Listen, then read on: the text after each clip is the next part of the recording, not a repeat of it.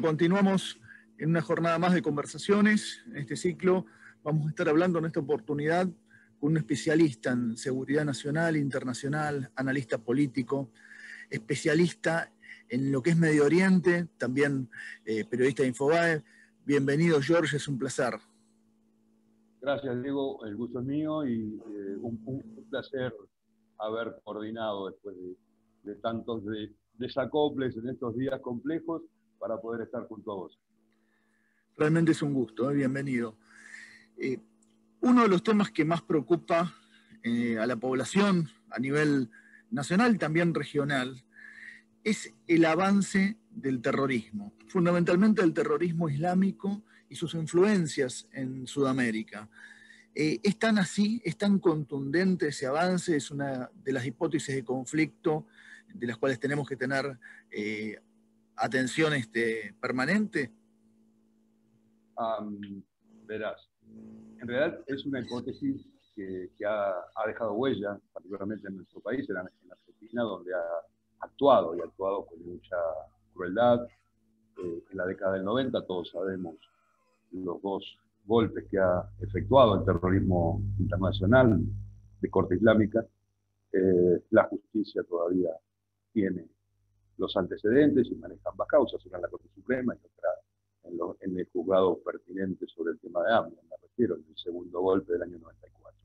Con lo cual, esto nos indica que, por supuesto que es un tópico en el cual no debe relajarse nuestros sistemas de seguridad, nuestras agencias de seguridad, de inteligencia, de contrainteligencia.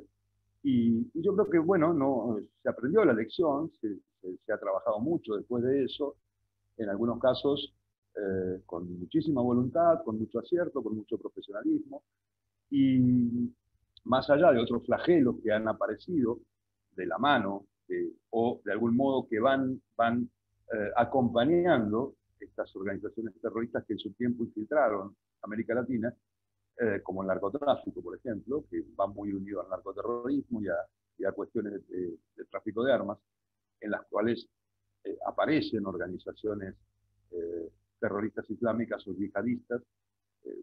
Yo quiero hacer una clarificación en este punto, quiero hablar de islamismo. Cuando hablemos de islamismo, Diego, vamos a estar hablando de una ideología en movimiento, de una ideología dinámica, en constante movimiento, que nada tiene que ver con el Islam. Esto es bien diferente, porque no todos los que profesan el Islam adhieren a estas doctrinas o a estas ideologías y agrupaciones que utilizan de alguna manera la religión, y son los que la han secuestrado, y han secuestrado a millones de fieles para ejercer sus ambiciones políticas o llevarlas adelante y llevar adelante su agenda, básicamente, que sí es peligrosa, y como hemos visto, todo lo que en el Oriente Medio o en la región del Noráfrica y de Oriente Medio, y ahora probablemente debamos esperar alguna cuestión similar más hacia otras fronteras, por caso con la discusión del presidente Biden del retiro de las tropas estadounidenses de Pakistán próximamente. Seguramente vamos a tener algún rebote por allí también, porque hacia el este de Irán se pueden llegar a complicar las fronteras. Esto ha sido, a mi juicio, un error, o puede llegar a ser un error en el caso de que se lleve a cabo el retiro total estadounidense de Afganistán.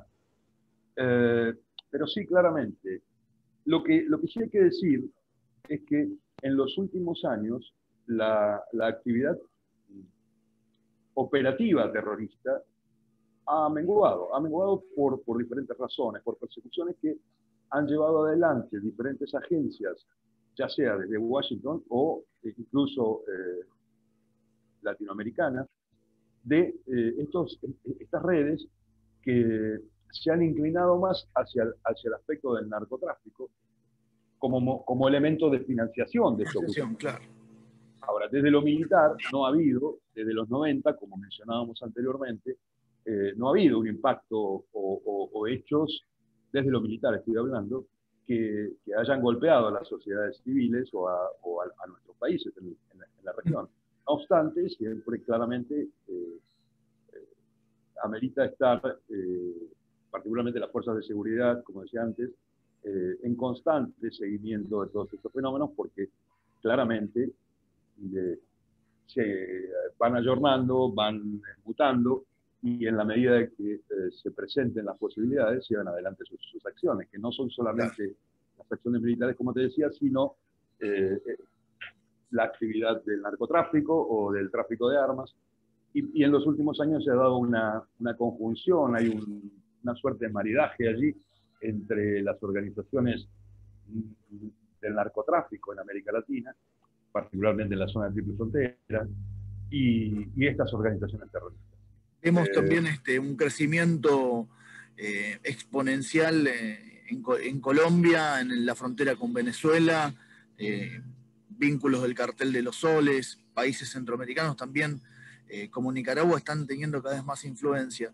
Pero su objetivo no es geopolítico, sino más que nada, como decías vos, netamente financiero. ¿Tienen alguna visión de avanzar hacia Latinoamérica? Verás, hoy no hay un objetivo político en las organizaciones que conforman las redes, a mi juicio no lo hay, que conforman las redes relacionadas o estos grupos satelitales desde el punto de vista ideológico a los movimientos terroristas del Oriente Medio.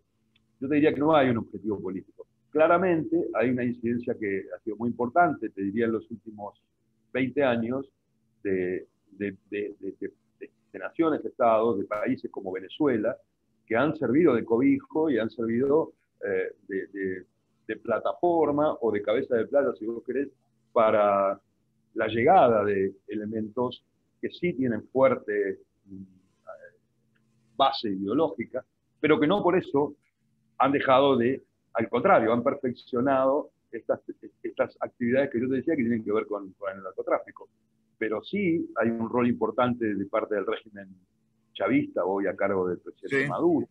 Hay una relevancia, te diría, de alta importancia en ese sentido, habida cuenta que han facilitado en diferentes tiempos, en los últimos 5, 8, 10 años, puntualmente, a través de personajes que son internacionalmente conocidos por las agencias de inteligencia, por las agencias de seguridad, incluso muchos de ellos tienen pedido de captura, tienen alertas rojas, por caso el ex vicepresidente de Venezuela, que ha sido muy, muy relevante en el ingreso, en facilitar documentación, por otra parte, pasaportes o cédulas venezolanas a personas que han venido de aquella región a través de convenios que se llevaron adelante, que fueron muy conocidos, quizás.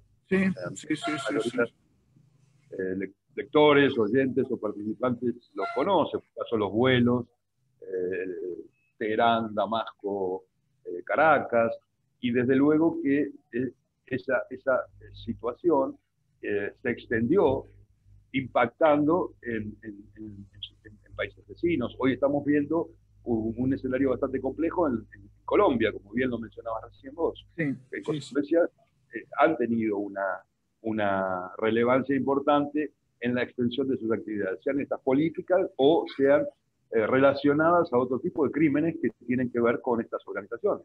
El mayor crimen o el mayor delito que podemos mencionar tiene que ver con el tráfico de drogas. Y por supuesto que Venezuela juega un rol importante, lo mismo la Nicaragua de Ortega, en cuanto a la logística y en cuanto a la recepción también de estos personajes que han venido de aquella región. Y bueno, ahí claramente, mira, días pasados yo estaba charlando con gente en Paraguay, colegas, y me dicen que está volviendo a ser complicada la situación en Perú y en Bolivia en materia de cuestiones que tienen que ver con el narcotráfico. O sea que Paraguay nunca fue un país productor de cocaína. Claramente. Sí. Y hoy se ha convertido en una base importante del tráfico en lo que hace a nuestra región. A pesar de eso, yo quiero dejar claro que desde lo que hace al territorio nacional en nuestro país, no hay grandes redes de narcotráfico, o mucha gente habla de Ciudad del Este. Ciudad del Este claramente es un punto neurálgico donde el tema financiero es muy relevante y donde Hezbollah tiene o ha tenido una mayor presencia. Hoy ha disminuido, pero sigue siendo un factor de financiación del grupo terrorista libanés. En consecuencia, sí, como te decía antes, alertas siempre nuestras fuerzas de seguridad, nuestros controles de frontera, nuestras aduanas, pero en este orden, en este aspecto, en esta descripción global que vamos dando, yo te diría que todavía Argentina no tiene una situación de gravedad, más allá de lo que, bueno, hemos conocido desde febrero con estas incautaciones de grandes cantidades de drogas en Europa, en Amberes y en Frankfurt, puntualmente, sí, que han navegado el acueducto aquí, la hidrovía, y han venido a través de Paraguay. Pero bueno, nosotros tenemos una jurisdicción, vos lo sabés como abogado, que la mercadería en tránsito no la podemos verificar en Argentina. En consecuencia, Argentina no puede más que realizar una observancia estricta de lo que se navegue en sus aguas territoriales y ceñirse al aspecto normativo y legal en ese sentido. No podemos revisar la carga en tránsito. Y bueno, esto ha pasado más allá de alguna negativa de la Senat, que es la agencia antidroga paraguaya, de decir que no salió de Paraguay, bueno, cosas que tienen que ver con lo político, con los conflictos políticos que tiene el gobierno de Abdo en ese sentido, pero nosotros tenemos que estar atentos resumiendo, para no extendernos, básicamente a cualquier tipo de acción que tenga que ver con la instalación de redes que ya no solo son filoislamistas o de personas de la comunidad árabe que puedan residir en Punta del Este, en Ciudad del Este o en otras ciudades paraguayas, sino que hay un juego importante del primer comando central brasileño, organizaciones... El Comando Vermelho, sí. El Vermelho, exacto, y células colombianas que, bueno, que favorecen la producción y el despacho de esa cocaína que evidentemente sale de Paraguay sin ser un país, como te decía, productor, pero sí que están haciendo y mucho para abastecer a esas organizaciones en cuanto a los elementos que se necesitan para manufacturar la cocaína, y que están ingresando materiales a esos efectos desde Bolivia, inclusive desde Perú. Y hay un problema grave. ¿Sería un país de tránsito como lo ha sido en los últimos años, o puede transformarse en un país de producción cuando hablamos de drogas sintéticas y el interés de estas redes sea mayor si eso ocurre? No, yo no te diría que puede transformarse en un país de producción. Ese es un punto importante que tocaste, el tema de las drogas sintéticas. No sé, que hoy hay en el mundo una droga que es el Captagón, que es la droga del ISIS, sí. O es la droga de Hezbollah. Hezbollah está manejando ese tema de pastillas de una forma muy rentable y redituable en Oriente Medio. Días pasados han detectado cargamentos de millones de pastillas en Dubái, en Qatar, en Arabia Saudita, con lo que ha comprometido mucho la economía del Líbano, porque se servía o se valía productos vegetales y frutas que se exportaban del Líbano al Golfo. Bueno, se ha cerrado.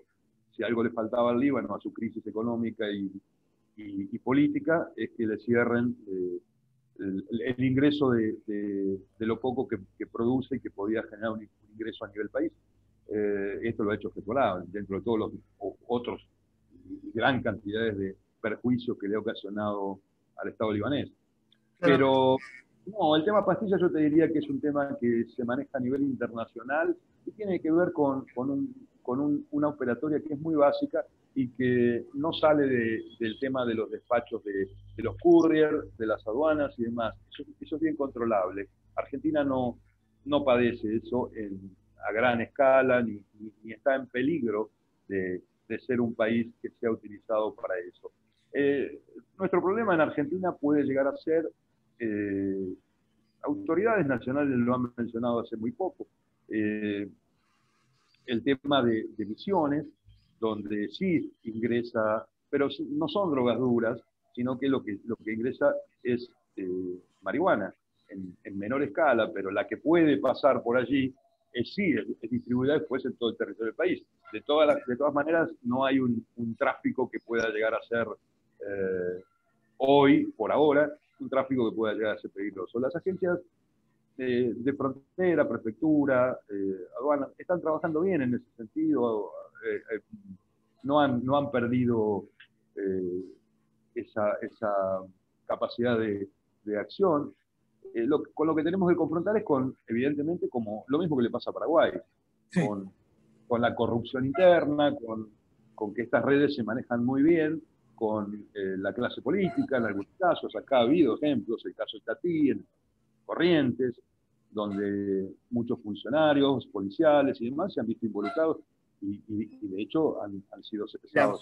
La fragilidad de las fronteras terrestres y marítimas tiene mucho que ver en que el tránsito de este tipo de redes se potencie, ¿no? Claramente, claramente. Por eso yo te diría que nosotros como Estado y como país ante estas repercusiones regionales, donde sí Paraguay está complicado, sí Brasil está complicado, con estas redes criminales que no solamente, decía, pueden ser vehículos para el accionar terrorista, sino que también claramente buscan otro tipo de réditos que tienen que ver, que también influye la pandemia en eso, ¿no? En buscar nuevas modalidades. A partir del COVID-19 se han modificado ciertos parámetros de la delincuencia a nivel redes criminales en materia de tráfico. Estas redes criminales ahora comenzaron a utilizar criptomonedas. Hay una criptomoneda que es muy común que utilizan ellos. ¿Están reemplazando el dinero también por una cuestión logística y de lavado o ves algún otro trasfondo? Mira, en la cuestión del lavado en nuestra región han sido, y te diría que son muy hasta arcaicos, pero le sigue dando resultados. Siguen utilizando el mismo sistema de los años 90 en materia de las agencias de cambio, por caso Paraguay, incluso el sur de Brasil, que no están de algún modo registradas y son agencias que no reciben una fiscalización por parte de las autoridades del Estado. Entonces, siguen usando esa metodología y a través de esa metodología es que, bueno, se han detectado varias causas en el sentido, por ejemplo, desde Paraguay cuando fue el escándalo años atrás del banco canadiense, el libanés, se recibía el dinero desde agencias de cambio paraguayas, que son una suerte de Western Union, pero como dicen los chicos, truchas, no registradas, digámoslo así, para ser claros, aunque seamos poco académicos. Esa modalidad sigue funcionando.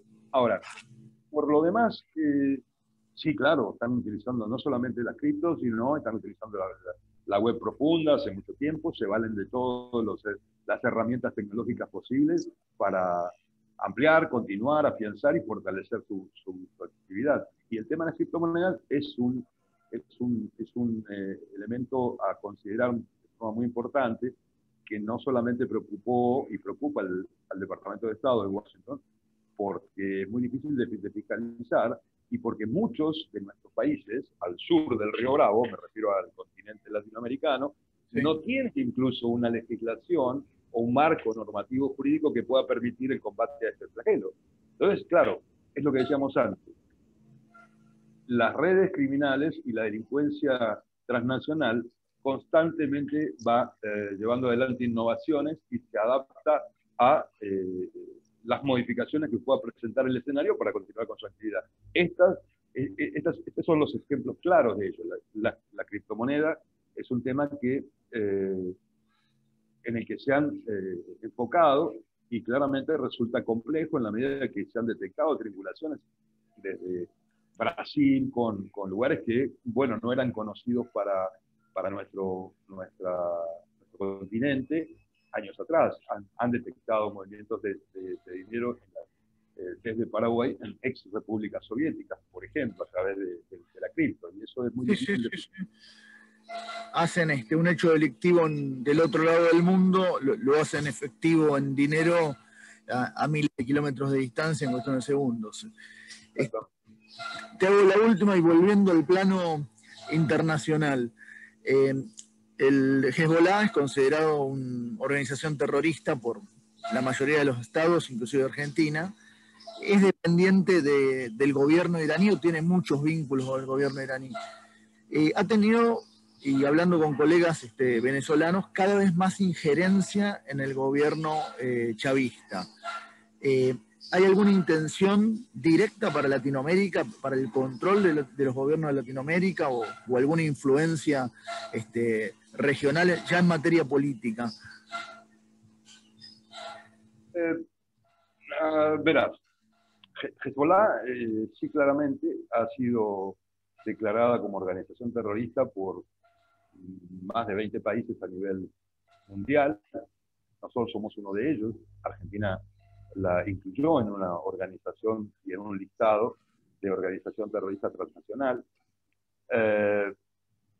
Lo propio hizo Paraguay después. Todavía Brasil no lo ha hecho, está en eso, y es un problema para Bolsonaro porque no tiene la cantidad necesaria, lo tienen que sacar por el Congreso y no tiene la cantidad de los votos necesarios, más allá de otros aspectos que son más bien domésticos y tienen más que ver, te diría yo, con la influencia de la comunidad libanesa árabe dentro de Brasil. Pero sí, varios países latinoamericanos se plegaron a esto fue una resolución del Departamento de Estado en su momento, y también países europeos, y bueno, más de dos docenas de países han calificado organización terrorista transnacional a Hezbollah. En realidad, Hezbollah lo que es en Líbano, para definirla bien técnicamente, lo que tenemos que decir de Hezbollah es que es una organización, no es un grupo, porque es mucho más que un grupo, es una organización política terrorista. ¿Por qué digo esto? Básicamente porque Hezbollah cuenta después de su creación, allá en los años de la Guerra Civil Libanesa, 1982, creció como organización política y cuenta dentro del Parlamento libanés con una cantidad importante de representantes en cuanto a bancas, cuenta con ministros, cuenta con aliados que hacen a que hoy y desde hace un tiempo atrás, disponga más de 2 años de una mayoría parlamentaria importante, incluso tan importante como para que sea determinante en las decisiones políticas del Líbano. Y así ha llevado a una crisis profunda al Estado libanés, porque se ha constituido un Estado paralelo que lleva asistencia, esto es cierto, lleva asistencia en salud, en educación, particularmente desde el río Litani hacia el sur, en toda la zona de influencia de Hezbollah, desde el Líbano meridional hacia la frontera con Israel. Por supuesto que es una organización política, como te decía, terrorista, y militarmente hablando es más poderosa que el ejército libanés. Claramente fue creada por Irán, con la logística, con el dinero, con las armas y con todas las capacidades que le transfirió la Guardia Revolucionaria Islámica del régimen de los Jomeinistas. Hoy día no estamos en error si definimos a Hezbollah como el ejército de ocupación iraní dentro del Líbano. Eso es lo que es Hezbollah en Líbano. Y claramente ha jugado y juega un rol muy, muy importante en las desventuras que ha tocado transitar Líbano en la era de la posguerra. Hay que recordar que en octubre del 90 se firmó el acuerdo conocido, lo que se conoció como el Acuerdo de Taif, que lleva el nombre de la ciudad saudita donde se firmó, y allí se puso fin, de algún modo, oficialmente, pero los crímenes, los secuestros y los atentados siguieron, a lo que se llamó la Guerra Civil del Líbano, iniciada en 1975. Hezbollah, a partir de allí, creció de forma, te diría, vertiginosa, con mucho poder, y tiene que ver ese poder con el dinero que ha recibido de Irán y con lo que hablábamos al inicio de la charla. Hezbollah se vale no solamente de la logística, de las armas y del dinero que fluye de Teherán, sino de todas estas actividades, incluidas las del continente latinoamericano, en la zona de América Latina, y también en otros lugares como África, donde lleva adelante actividades ilícitas que tienen que ver con redes de contrabando de diamantes y de piedras preciosas. Bueno, aquí lo hace con drogas y armas y con el contrabando. Y en eso no hace diferencia. Cualquier red que pueda operar en Otra Brasil. red de narcotráfico criminal, claramente. Hezbollah participó o participa en la guerra civil de Siria. Bueno, analizar ese escenario nos llevaría bastante tiempo, es un escenario muy complejo, todavía no tiene una resolución, ¿no? Pero salió fortalecido de esa situación. No lo creas. Desde el punto de vista interno en el Líbano, Hezbollah ha transitado y ha tenido otros tiempos de mayor, de algún modo, popularidad, te diría. Si hoy comparamos lo que es el Hezbollah de 2021, después de 4 de agosto del 2020, de la explosión en el puerto de Beirut, donde claramente, más allá de una investigación bloqueada, neutralizada y malversada, claramente Hezbollah tiene responsabilidades por esos elementos almacenados en el dique 4 del puerto.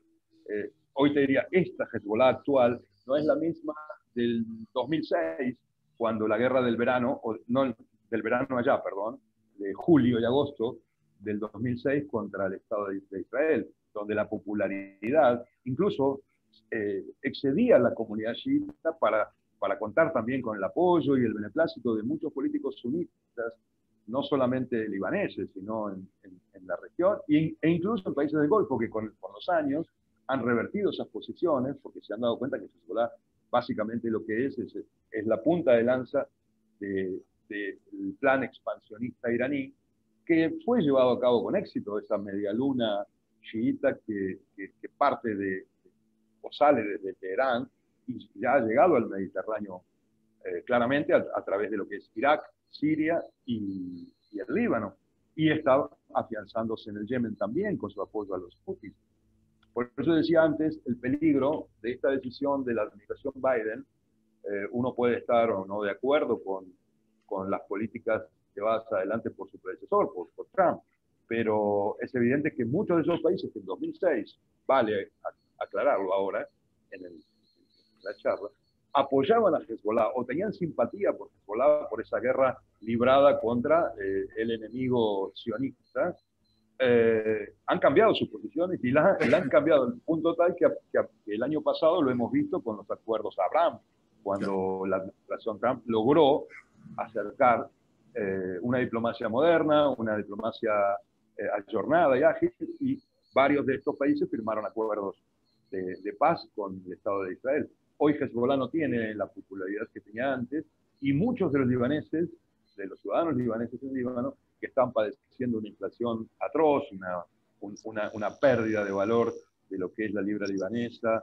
Hoy, al cambio, tenés que hablar de 15.000 libras libanesas a un dólar, cuando durante la guerra, el peor momento de la guerra, y durante los últimos 40 años, la cotización fue de 1.500 libras a un dólar. Hoy está 15.000, con lo que eso significa, y bueno, los subsidios para el combustible, ya el Estado no los dispone más. En consecuencia, Líbano está en el umbral de ser un país que va a quedarse sin energía, sin luz.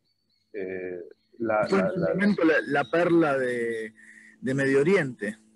Sí, fue, sí, pero bueno, eso ya pasó, y en eso hay responsabilidades de todas las comunidades por igual, al menos esa es mi posición. Yo creo que tanto cristianos como musulmanes suníes, drusos, chiitas, incluso otras, Líbano está conformado, como bien sabés, por un mosaico de comunidades que incluyen a los armenios, a los católicos romanos, a diferentes sectas cristianas y demás. Todos han tenido una responsabilidad en este presente, y lo que de algún modo ha hecho pie en este pequeño, hermoso y muy devastado país ha sido la corrupción rampante en la clase dirigente y una suerte de secuestro por parte de lo que fue en su tiempo el mundo árabe, hoy ya no, precisamente por estas cuestiones que hablábamos antes de los acuerdos con Israel. Así, por ponerlo, si querés, en términos del deporte, ha sido el estadio, el campo de juego, donde se eligió librar todas las guerras con Israel. Esto ocurrió en los 70 con la OLP, cuando los palestinos llegaron al Líbano expulsados de Jordania después del Septiembre Negro. Bueno, el Líbano territorio fue utilizado sin una dirigencia política que se oponga, sin una dirigencia política con intenciones verdaderas y haciendo valer esas intenciones para defender su territorio nacional, sus intereses nacionales y por sobre todas las cosas sus decisiones nacionales. Las decisiones del Líbano hoy están en manos de Irán, las ejecuta Hezbollah, y decisiones importantes, ¿no? Como, no solamente las económicas y financieras que han llevado a una crisis espantosa, sino las decisiones de la guerra, de la paz y de una serie de cuestiones de la educación, de la salud, que por supuesto dentro de esa órbita imbuida de ideología islamista, difícilmente hagan que el Líbano retorne a esa, como bien mencionabas recién, a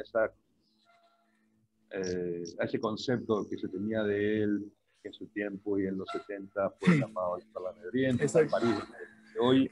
Eso está muy lejos y desgraciadamente los movimientos terroristas han crecido. O sea, pero no hay solamente que hacer hincapié en el terrorismo chiita, que es muy peligroso, claramente lo es, lo hemos padecido en Argentina, en los atentados de los 90, como hablábamos al inicio, pero también hay una corriente suní, salafista, muy fuerte, tanto de parte de la hermandad musulmana en Egipto, como la ideología que porta el ISIS, ¿no? Que es una extensión de lo que en su tiempo fue Al-Qaeda. Hace pocos días se cumplieron los 10 años de la muerte de Bin Laden, el 2 de mayo, que fue dado de baja en Abbottabad, en esa misión que se denominó, en términos clasificados por el gobierno americano, se denominó Jerónimo, era la Operación Jerónimo, así se llamó la baja de Bin Laden. Bueno, ese fue un error también de la administración Obama. A mi juicio, no debían haber, lo pudieron llevar con vida, lamentablemente no lo hicieron, y hubiera sido muy importante para el mundo, hubiéramos ahorrado mucho problema posterior, desde 2010 hasta hoy, porque hubiera sido importante que ese señor transitara un juicio en una unidad militar carcelaria estadounidense con un juicio televisado para el mundo y que lo dejaran hablar a él y a su abogado defensor. Entonces el mundo hubiera reconocido realmente algo que aún no se reconoce, particularmente en estas latitudes, que es la ideología. Y si vos no identificás la ideología, no identificás la amenaza. Esto es lo que nos pasa de pronto aquí en el continente latinoamericano. Exactamente. Tampoco la tienen los estadounidenses, cuidado, en lo que hace a la globalidad del peligro. Pero hubiera sido muy importante. Bueno, eso no fue así. La historia contrafáctica no funciona, de manera que el escenario del Medio Oriente sigue abierto con estas energías islamistas, tanto suníes como chiíes, que hacen un mundo... La vemos también, el terrorismo islámico, también lo vemos en Oceanía, la isla de Mindanao, en África, en el Cuerno de África, en la ex Sahara española. O sea, está diseminado por todo el mundo, pero la problemática sudamericana, volviendo al comienzo de la charla, su preocupación por Sudamérica es netamente recaudativa. Claramente, sí, tal cual, como bien señalás, esta energía islamista está esparcida por todo el mundo. En África lo vemos con el Boko Haram, que poco tiene que ver con la etnia árabe, ¿no es cierto? Pero lo vemos en todo el mundo, claro. Muy interesante hablar contigo. La verdad son temas que no se agotan, sino da para conversar muchísimo tiempo, pero bueno, por lo menos tenemos los conceptos básicos y principales para poder entender esta problemática regional, así que sin duda en alguna oportunidad vamos a seguir ampliando estos temas tan pero tan interesantes. Muchísimas gracias por haber aceptado la invitación. Al contrario, mucho gusto y un saludo para tus televidentes, para tus lectores y para quienes sigan tu trabajo. Un gusto grande y de nuevo, gracias por la invitación.